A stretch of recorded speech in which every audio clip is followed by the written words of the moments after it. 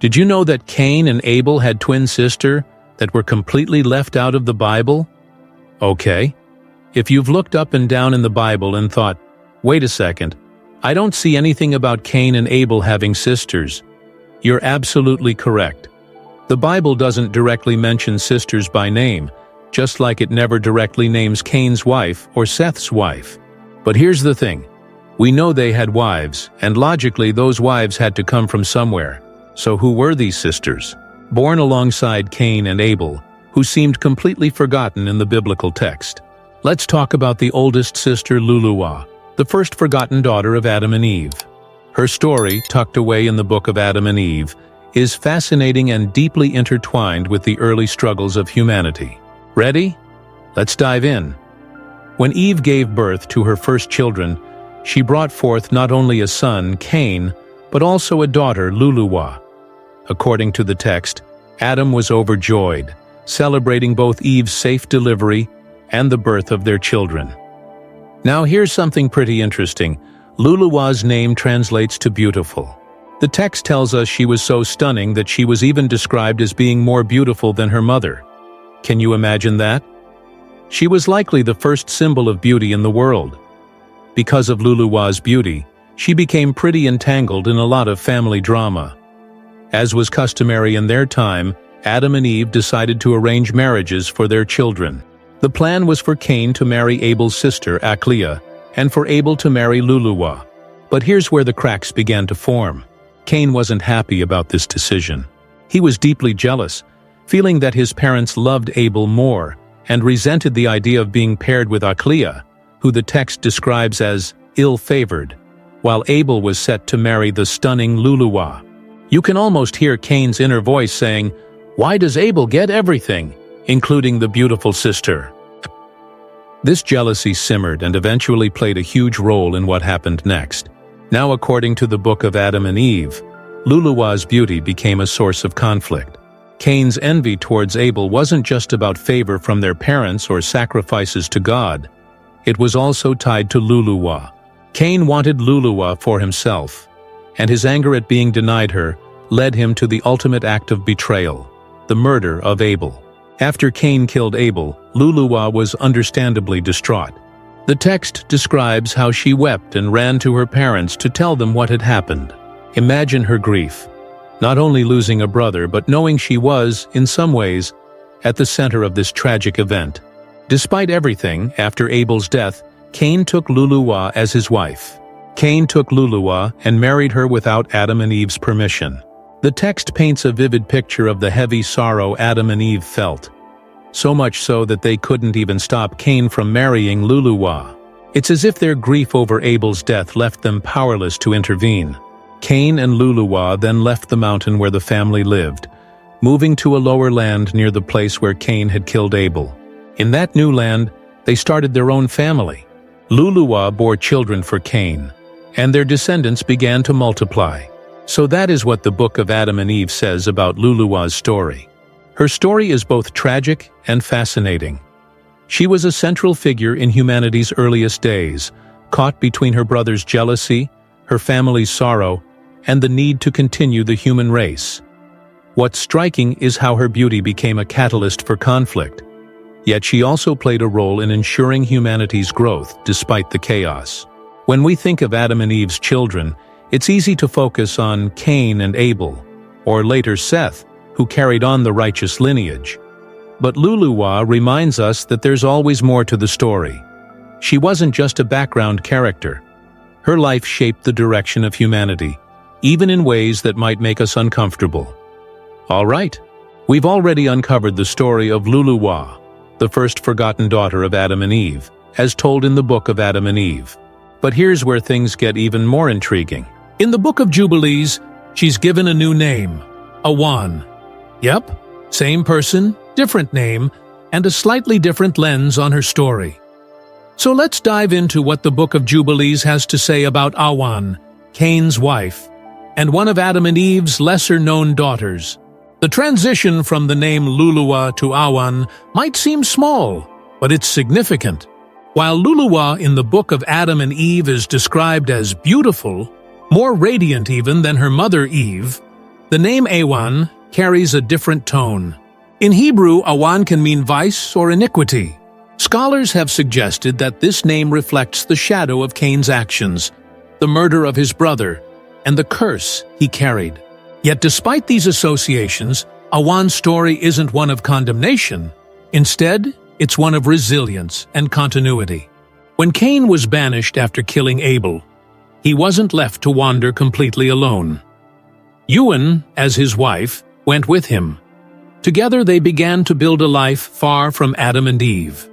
According to the Book of Jubilees, Awan bore children with Cain, and their descendants would eventually spread across the earth. Here's something fascinating. Cain is credited with building a city and naming it Enoch, after his son. Awan's role in this legacy, though not explicitly detailed, is undeniable. She was the mother of Cain's lineage, and through her, the family line continued. Without Awan, Cain's story might have ended in isolation and despair. Instead, she became part of the larger narrative of humanity's growth and expansion. The shift from Lulua in the Book of Adam and Eve to Awan in the Book of Jubilees is a reminder of how different traditions and texts interpret the same figure. While Lulua is remembered for her beauty, Awan is remembered for her role as Cain's wife and the mother of his descendants. Together, these stories give us a fuller picture of her life and legacy. All right, let's turn our attention to Aclea, the second daughter of Adam and Eve, as mentioned in the Book of Adam and Eve. While her story is often overshadowed by her siblings, it provides another fascinating glimpse into the early days of humanity. Let's dive in and uncover what we know about Aclea. The name Aclea isn't given much symbolic explanation in the text, but her role in the family dynamic is unmistakable. While Lulua was noted for her extraordinary beauty, Aclea was often described in contrast, seen as less favored in appearance. Aclea's birth came after Eve conceived again, following the weaning of her first children, Cain and Lulua. Unlike Lulua, who was described as being exceptionally beautiful, Aclea is presented without such descriptive praise. Her story doesn't focus on her physical appearance, but instead highlights her role within the familial dynamics and the unfolding events in Adam and Eve's lineage. When Abel was born, his name reflected his nature as a beloved and righteous child. Alongside him came Aclea, his twin sister. This pairing immediately linked their destinies, as was the custom at the time for siblings to be paired in marriage to continue humanity's growth. Adam and Eve decided that Aclea would eventually marry Cain, while Abel would marry Lulua. This decision, however, would become a source of tension and tragedy within the family. The Book of Adam and Eve subtly weaves Aclea into the backdrop of the infamous conflict between Cain and Abel. While the focus of the narrative remains on the brothers, Aclea plays a crucial role as the sister Cain was unwillingly paired with. According to the text, Adam and Eve saw Abel as the favored son, and their preference extended to their desire to join him with Lulua, the more beautiful sister. Meanwhile, Cain was to marry Aclea, who, in contrast to Lulua, is described as ill-favored in Cain's eyes. The Book of Adam and Eve subtly weaves Aclea into the backdrop of the infamous conflict between Cain and Abel. While the focus of the narrative remains on the brothers, Aclea plays a crucial role as the sister Cain was unwillingly paired with. According to the text, Adam and Eve saw Abel as the favored son, and their preference extended to their desire to join him with Lulua, the more beautiful sister. Meanwhile, Cain was to marry Aclea, who, in contrast to Lulua, is described as ill-favored in Cain's eyes. This arrangement deeply angered Cain, fueling his jealousy and hatred, not only toward his brother, but also toward the circumstances he believed were unfairly thrust upon him. The text implies that Cain's resentment was exacerbated by this pairing, which he saw as a reflection of his parents' favoritism for Abel. The Book of Jubilees doesn't just rename her, it reframes her story. The change in name doesn't mean Azura is a different person. It's simply another lens through which her life is viewed. While Aclea's story in the Book of Adam and Eve is rooted in personal struggles, the Book of Jubilees highlights her significance within the larger narrative of humanity's growth and survival. In the Book of Jubilees, Azura is specifically identified as the wife of Seth, Adam and Eve's third son. This union was vital to the continuation of humanity's righteous line, especially after the devastating loss of Abel and the exile of Cain. Azura's marriage to Seth is described as a sacred bond that helped re-establish stability and hope for humanity's future. Here's what the Book of Jubilees tells us about her. Azura is born after Cain and Abel, just like Aclea in the Book of Adam and Eve. After the tragic events involving Cain and Abel, Seth steps into the role of the righteous son. Azura becomes his wife, solidifying the next step in humanity's divine plan. Their union is blessed, and they give birth to a son named Enosh, who carries forward the tradition of worshiping God. This marks a pivotal moment in the narrative as Enosh is seen as the patriarch of a line devoted to righteousness. Azura's marriage to Seth symbolizes renewal after the chaos brought on by Cain's actions. Together, they become the foundation of a lineage that leads to Noah and ultimately to the Messiah. In this sense, Azura's role isn't just about her personal journey. It's about her contribution to God's overarching plan for humanity. While Aclea and Azura may seem like two different people at first glance, their stories align perfectly when you place them side by side. The name Azura, which appears in the Book of Jubilees, highlights her role as Seth's partner in rebuilding humanity's spiritual path. Meanwhile, the Book of Adam and Eve paints a more intimate picture of her struggles and resilience. Together, these texts give us a fuller understanding of her life, showing us that Aclea or Azura is more than just a forgotten daughter of Adam and Eve. She's a symbol of hope, restoration, and divine purpose in a time when humanity was just beginning to find its footing. Here's where things get interesting. After Abel's death, Adam and Eve had another son, Seth. He was seen as a divine gift, a replacement for Abel, and it was through Seth's lineage that humanity's righteous line would continue. The Book of Adam and Eve doesn't explicitly say this, but ancient traditions suggest that Aclea may have later married Seth, continuing the family's lineage and fulfilling her role in God's plan. Think about it.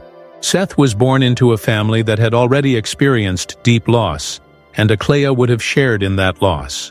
Together, they might have brought a sense of hope and renewal to Adam and Eve, becoming the foundation for a new chapter in humanity's story. If Aclea did indeed marry Seth, her life became part of the genealogy that eventually led to Noah, Abraham, and even Jesus Christ. Why doesn't the Bible talk about Adam and Eve's daughters, like Lulua or Aclea, Azura? If they played such significant roles in the survival and growth of humanity, why are their names and stories missing from the biblical text? For example, Genesis 5:4 says, "After Seth was born, Adam lived 800 years and had other sons and daughters." That's it. No names, no details. Just to mention that Adam and Eve had other children. The focus shifts to Seth because he's the one who carries the lineage leading to Noah and eventually to Jesus. The daughters, while crucial to humanity's survival, weren't considered central to this narrative, so they were left unnamed. In ancient texts, women were often omitted from genealogies and historical accounts unless their roles were extraordinary or directly tied to the main storyline. Think about women like Sarah, Ruth, or Mary. They're mentioned because their actions were pivotal to God's plan. But Adam and Eve's daughters, while essential to populating the earth, didn't have stories in the Bible that were seen as central to the overarching narrative. The Book of Adam and Eve and the Book of Jubilees, on the other hand, come from traditions that aim to fill in these gaps. They provide names, relationships, and even some personal struggles that were left out of the canonical texts. Let's not forget that the Book of Jubilees and the Book of Adam and Eve were written for different purposes than the canonical Bible. These texts often aim to expand on the stories found in Genesis, providing cultural and narrative details that were left out of the Bible. While they aren't considered canonical by most traditions, they offer insights into how ancient communities understood these stories and sought to preserve them. So when we explore texts like the Book of Adam and Eve or the Book of Jubilees, we're not just uncovering forgotten stories. We're gaining a deeper appreciation for the intricate and interconnected nature of God's plan. Whether they're called Aklea, Azura, Lulua, or something else, These daughters remind us of the vital, often unseen roles that shape history. If this story sparked your curiosity, there's so much more to uncover. Don't stop here. Let's keep diving into the untold story.